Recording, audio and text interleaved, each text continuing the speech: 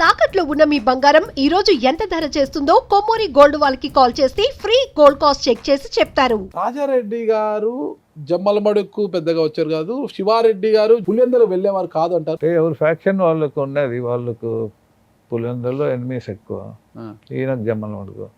ఇంకా అక్కడికి పోయి ఏం చేయగలుగుతారు? ఈయన అక్కడికి పోవడం కానీ వాళ్ళు ఇక్కడ పోవడం రావడం కానీ. మీ వల్ల వైఎస్ రాజారెడ్డి గారికి శివారెడ్డి గారికి మధ్య ఎప్పుడు గ్యాప్ రాలేదా? అంటే ఫ్యాక్షన్ జరగలేదు అంటారా? ఫ్యాక్షన్ జరగలేదు. లేదు అంటే సాయం అయితే మీకు ఎప్పుడైనా లోపల ఎన్మిటి. ఎప్పుడైనా మనుషుల్ని పంపించారా మీ మామ మీకు? మనుషులు ఎలక్షన్స్ అప్పుడు వచ్చారు పులివెందుల నుంచి. ఓకే, కానీ నేనే వాళ్ళ కొరకు మనుషులను పంపించాను. అప్పుడు మీకు అనంతపురంలో ఉన్న మద్దల చెరువు కుటుంబంతో కావచ్చు, సానే కుటుంబం అంటే ఓబులెడ్డి గారి కుటుంబం కావచ్చు, మద్దల చెరువు సూర్నారెడ్డి గారి కుటుంబం కావచ్చు, పరిటాల రవీంద్ర గారితో కావచ్చు, జేసీ కుటుంబంతో కావచ్చు, ఎవరితో సంబంధాలు ఉండేటివా? పెద్ద సంబంధం లేదు, ఎందుకంటే మా జిల్లాలోనే మాకు తలకాయ నొప్పి మా ఫ్యాక్షన్.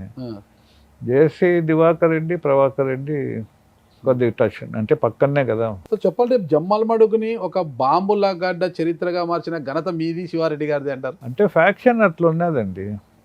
ఒకసారి ఫ్యాక్షన్ జరిగింది వాళ్ళ మనుషులకు నా మనుషులకు. ఎక్కడ జరిగిందంటే బస్ స్టాండ్లో. ఆ బస్ స్టాండ్లో దాదాపు గంట సేపు బాంబులు వర్షం, షాప్స్ అన్నీ మూసేశారు, మనుషులు ఎవరు లేరు. వాళ్ళకు మాకు గలాట, బాంబుల వర్షం, బాంబులు వర్షం. అసలు ఒక భయానక వాతావరణం ఉండేది. అసలు మీ రెండు వర్గాలు అలా వస్తేగినా అంటారు, భయపడేవాళ్ళు. అంటే మేము కూడా అట్లా తిరిగేవాళ్ళం, వెనకాల ముందర ఖర్చుకొని తిరిగేవాళ్ళు కదా. ఆ రోజు జమ్మలమడుగులో బాంబుల వర్షంలో మా వాడు చనిపోయారు. వాళ్ళు గన్తో కాల్చారు, కుర్రోడు బుల్లెట్ తగిలి చనిపోయాడు. అప్పుడు ఫ్యాక్షన్ స్టాప్ అయింది. మీరు ఒక పక్క ఫ్యాక్షన్ చేస్తుంటే మీ చుట్టూ ఉన్న అనుచర గణం కావచ్చు, మీ బాడీ గార్డ్స్ చాలామంది ఫ్యాక్షన్ మాటున కొన్ని దారి దోపిడీలకు కూడా పాల్పడేవారు అప్పుడు అంటారు. ఏం పెద్ద దౌర్జన్యం చేసేవాళ్ళు కుర్రోళ్ళు. అంటే దాన్ని డబ్బులు కాడ, బట్టలు అంగడి కాడ, అది నాకు ఇష్టం లేదు. అవన్నీ వాళ్ళు ఏదో నా పేరు చెప్పి పెద్ద ఏం కాదు, దోపిడులు కాదు. మీ చుట్టూ ఉన్న వారిని పోషించడానికి ఆర్థిక మూలాలు ఎక్కడి నుంచి వచ్చేవి మీకు, వనరులన్నిటి కూడా? నేను పూర్ పీపుల్కు చాలా ఫండ్స్ తెప్పించేవాడిని, హెల్ప్ చేసేదాన్ని. ఓకే, ఫారెన్ ఫండ్స్ వచ్చేటి, ఇంకా ఆ డబ్బులు ఖర్చు పెట్టేవాడిని. పూర్ పీపుల్కి చేసేవాడిని, నాకు కూడా పెట్టుకునేవాడిని. దేవగుడి శంకర్ రెడ్డి గారు మీ ఫాలోవరా అంటే మీ సన్నిహితుడా? సన్నిహితుడు. మీ సన్నిహితుడు. మరి దేవగుడి శంకర్ రెడ్డి గారు అంటే ఇప్పుడున్న దేవగుడి నారాయణ రెడ్డి గారు అలా అన్నా కదా, వాళ్ళ నాన్న. ఆయన షాద్నగర్ దగ్గర శివారెడ్డి అంచెలు చంపారు, అంతే కదా? వాళ్ళ అంచెలు చంపారనేది అప్పుడు ఆరోపణ. అప్పుడు మీరు ఇంకా ఫ్యాక్షన్లో ఉన్నారా? ఫ్యాక్షన్లో ఉన్నారు. అప్పుడు మీకేమనిపించింది? అప్పుడు శివారెడ్డి గారు మీరు కలిసే ఉన్నారా? కలిసలేదు. ఇంకా అప్పుడు శంకర్ రెడ్డి గారిని చంపినప్పుడు మీరు ప్రతీకారేచ్ఛతో ఏమైనా దాడులు చేశారు? మళ్ళా చేయలేదు. ఎందుకు అంటే అది నా పర్సనల్ కాదు కదా. కానీ శంకర్ రెడ్డి గారు మీ సన్నిహితుడే కదా. సన్నిహితుడే. టైంలో శివారెడ్డితో కాంప్రమైజ్ అయినానా ఏంటి అని తెలియదు.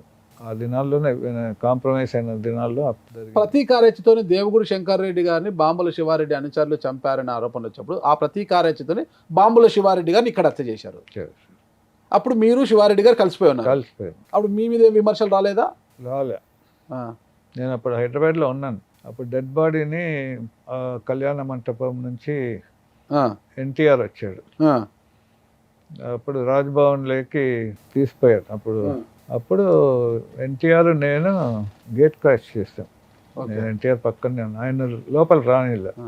అట్లా నేను పోయాను, నా బాడీ గార్డ్స్ నేను పోయి గేట్ క్రాష్ చేసాం. లోపల పోయి కూర్చున్నాము. తర్వాత చంద్రబాబు నాయుడు వచ్చాడు. అప్పుడు ఏదో ఆయన గవర్నర్కు పిటిషన్ ఏదో చెప్పి వచ్చింది. రాజారెడ్డి గారు అంటే ఒక పెద్ద ఫ్యాక్షన్ లీడర్ అంటారు ఆ ఏరియాలో.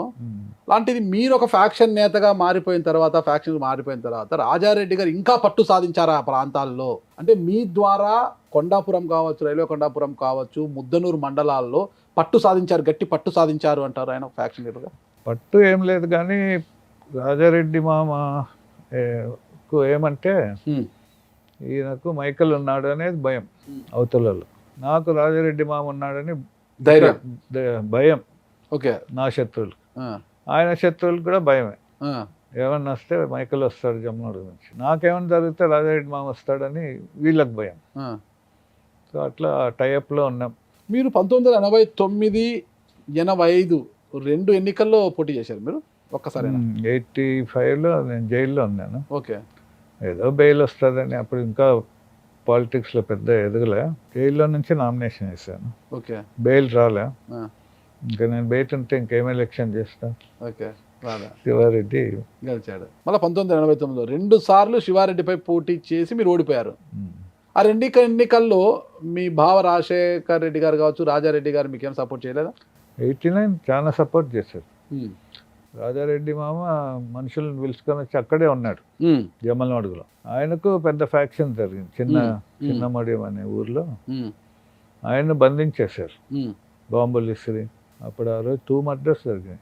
నా భార్యను కూడా పంపించినాం because she had licence guns. ఆ ఊర్లో ఫైరింగ్ జరిగితే శివారెడ్డి మనిషి ఒక మనిషి చనిపోయాడు, నా మనిషి చనిపోయాడు. నా బాడీ గార్డే నా వైఫ్ లైసెన్స్ గన్స్ పెట్టుకొని ఉన్నాడు. వాళ్ళు ఆయన మీద పడ్డారు. అట్టనే వంగి ఫైర్ చేశారు. 2 rounds ఫైర్ చేశారు. నా భార్య ఎదురుగానే 2 చనిపోయారు. మొత్తం మీద కత్తి పట్టిన వారిలో కత్తి బాంబు పట్టిన వారిలో ఒకరు ఉన్నారు పంపిన ఒకరు లేరు. కత్తి పట్టిన వారు కత్తితోనే పోతారు, బాంబు పట్టినవాడు బాంబుతోనే పోతారన్న సామెతను శివారెడ్డి గారు అలా అయిపోయారు. మీరు పరివర్తన చెంది దేవుని నమ్ముకొని ఇలా మారిపోయారు. ఇలా మారిపోయింది నాకు తెలీదు. మీరు శివారెడ్డి గారు చాలా పెద్ద ఫ్యాక్షను, ఒకరు కనిపిస్తే ఒకరిని చంపుకునే అంత కక్షలు మీ పైన ఉండే.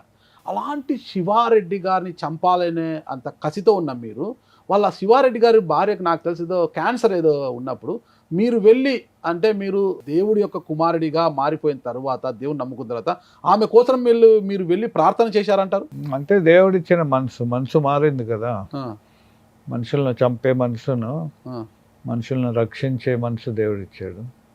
అప్పుడు తెలిసింది క్యాన్సర్ వచ్చి హైదరాబాద్లో అడ్మిట్ అయ్యారని. ఆ, అప్పుడు నేను పోయాను. రూమ్ లేకపోతే నన్ను చూసి ఆశ్చర్యపడిపోయి తర్వాత నేను దేవుని విషయాలు చెప్పాను. ఉమ్. వచ్చేటప్పుడు మీ కొరకు ప్రేయర్ చేస్తాను అక్క అన్న. ఉమ్. చేయి తమ్ముడు అని. లక్ష్మీదేవమ్మ గారు కదా? లక్ష్మీదేవమ్మ. ఇది దాదాపు 25 years అయింది. ఉమ్. నూనె ప్రార్థన చేస్తే ఆ క్యాన్సర్ హీల్ అయింది. ఓకే. She still alive. ఉన్నారు తెలుసు. ఆ, నేను ఇంటర్వ్యూ కూడా అడిగాను 2-3 సార్లు, ఆవిడ ఇవ్వలేదు. వాళ్ళ కుమారుడు ఐ థింక్ గిరి పేరు. గిరి ఉన్నారు. గిరి ఉన్నారు, ఆయన టచ్లో ఉంటారు, మాట్లాడుతుంటాను. అది దేవుడిచ్చిన మనసే. ఎవరినైతే చంపాలనుకున్నారో ఆయన భార్యని మీరు కాపాడారు మళ్ళీ దేవుడి మనసు. దాదాపు 200 members క్షమాపణ అడిగాను. అదే మీరు ఫ్యాక్షన్ విడదీసి దేవుడి మార్గంలో నడిచిన తర్వాత ప్రతి గ్రామానికి వెళ్ళి క్షమాపణ కోరారు. మీరు నా వల్ల మీ భర్త చనిపోయారు, నన్ను క్షమించడం, ఆ రోజు అలా జరిగిపోయింది, నాది తప్పు అనేసి క్షమాపణలు కోరారంట కదా మీరు. లిస్ట్ రాసుకొని లిస్టు రాసుకున్నారా? మర్చిపోకూడదు కదా. ఆ, యేసు ప్రభు రక్తం ప్రతి పాపాన్ని కడిగి వేస్తుంది, ఆ, కొన్ని పాపములు కాదు. ఆ. అందుకని లిస్ట్ రాసుకొని అందరినీ క్షమాపణ అడుక్కుంటూ వచ్చాను. దూరంగా ఉండే వాళ్ళకి ఫోన్ చేసి అడిగాను. సుమన్ టీవీలో మీ పర్సనల్ అండ్ బిజినెస్ ప్రమోషన్స్ కోసం కింది నెంబర్కి కాంటాక్ట్ చేయండి.